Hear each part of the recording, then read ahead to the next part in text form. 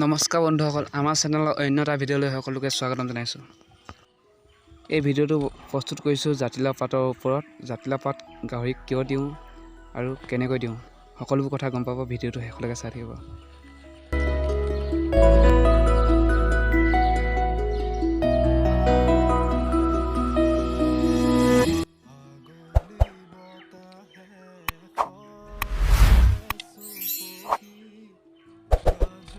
এয়া দেখিছে জাতিলাও গছ, এয়া পাত কাটি থৈছিলোঁ।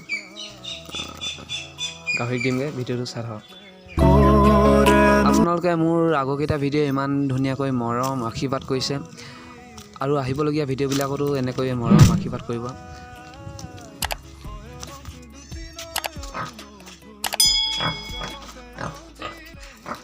জাতিলাও পাত গাহৰিক এইটো কাৰণে দিওঁ, জাতিলাও পাতবিলাক কাটি দিব লাগে, তেতিয়া কি হয় জাতিলাওটো অলপ বেছি লাগে। জাতিলাও পাতটো পেলাই দিয়াতকৈ গাহৰিক দিওঁ, গাহৰি খাই ভাল পায়। আপোনালোকে দি চাবচোন কেনেকুৱা পায়। জাতিলাও পাতটোত কি ভিটামিন আছে সেইটো নাজানো, যিসকলে জানে কমেণ্ট কৰি জনাব। বেছিকৈ দিলে কিবা অসুবিধা হয় নেকি?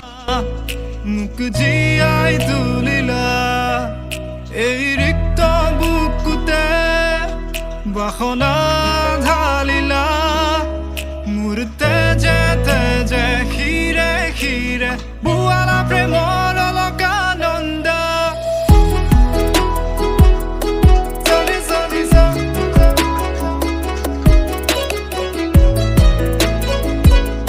যদি ভিডিঅ'টো চাই ভাল পালে like, comment, share and subscribe কৰিব।